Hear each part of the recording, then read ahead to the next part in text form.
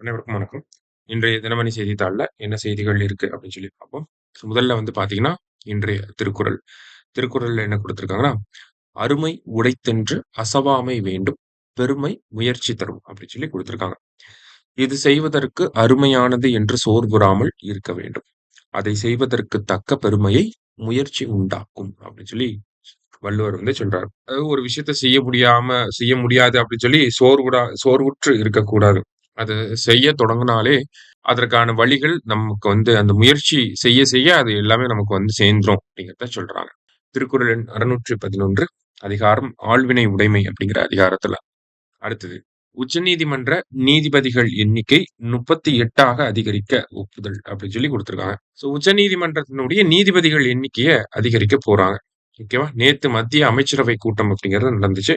அதுல supreme court ஜட்ஜஸோட கவுண்ட்ட increase பண்ண போறாங்க.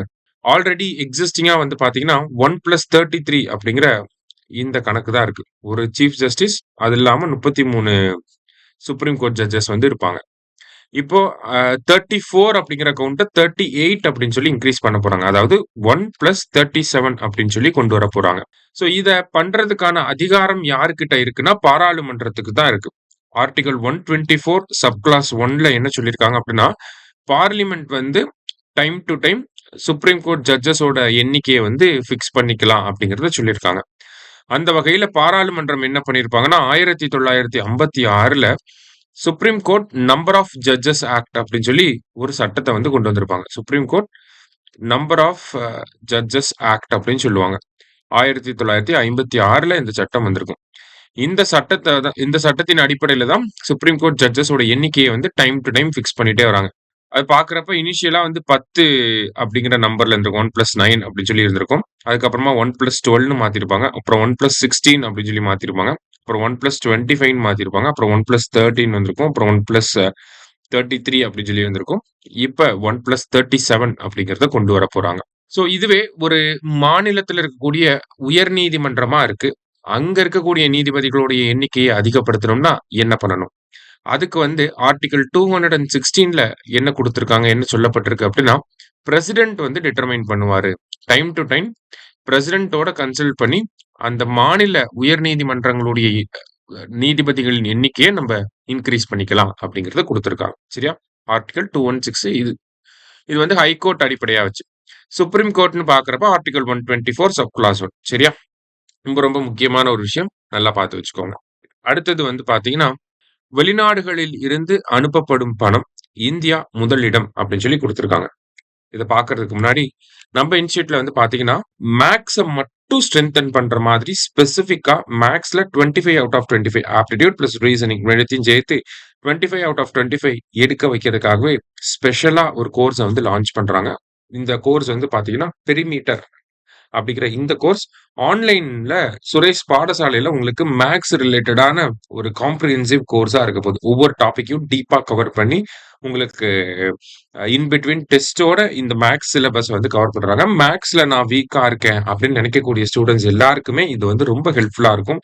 மேத்ஸ் ரிலேட்டடான மெட்டீரியல்ஸ் எல்லாமே உங்களுக்கு வந்து வீட்டுக்கே வந்து கொரியர் பண்ணிடுவாங்க. சரியா? வேணும்னு நினைக்கிறவங்க இந்த நம்பர்ஸ்க்கு கால் பண்ணிக்கோங்க.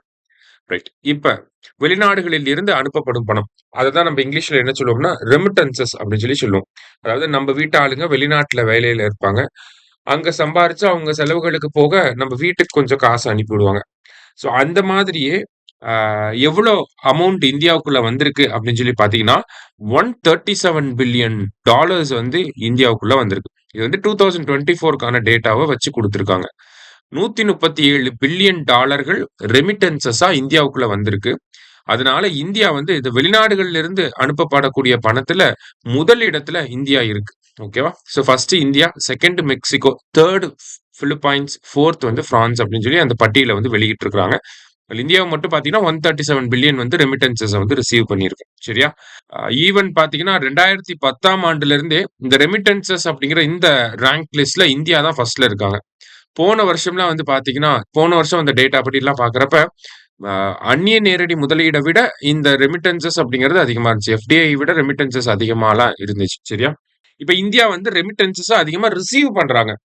அப்ப எந்த நாடுகள்ல இருந்து அதிகமா பணம் அனுப்பப்படுது அப்படின்னு சொல்லி பார்த்தீங்கன்னா, அமெரிக்காவுல இருந்து தான். அமெரிக்கால இருந்து மட்டும் பார்த்தீங்கன்னா, 9,4 லட்சம் கோடி பணம் வந்து அங்க இருக்கிறவங்க அவங்கவங்க தாய்நாட்டுக்கு வந்து அனுப்பியிருக்காங்க.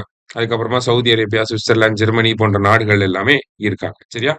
ஸோ இது ஜஸ்ட் வந்து நம்ம இதுலருந்து என்ன தெரிஞ்சுக்கிறோம் அப்படின்னா, ரெமிட்டன்ஸஸ பொறுத்தவரைக்கும் இந்தியாவுக்கு நெறையா வருது. அதுல நம்ம ஃபர்ஸ்ட் இருக்கோம். 2010லேருந்து தொடர்ந்து நம்ம ஃபர்ஸ்ட்ல இருக்கோம். இப்போ வந்து பார்த்தீங்கன்னா, $137 பில்லியன் ரெமிட்டன்ஸஸ வந்து ரிசீவ் பண்ணியிருக்கோம். அப்படிங்கிறத மட்டும் தெரிஞ்சுக்கிட்டா போதும். சரியா? ரைட். இன்னைக்கு நியூஸ் பேப்பர்ல இருந்த முக்கியமான விஷயங்கள வந்து பார்த்திருக்கோம். நன்றி.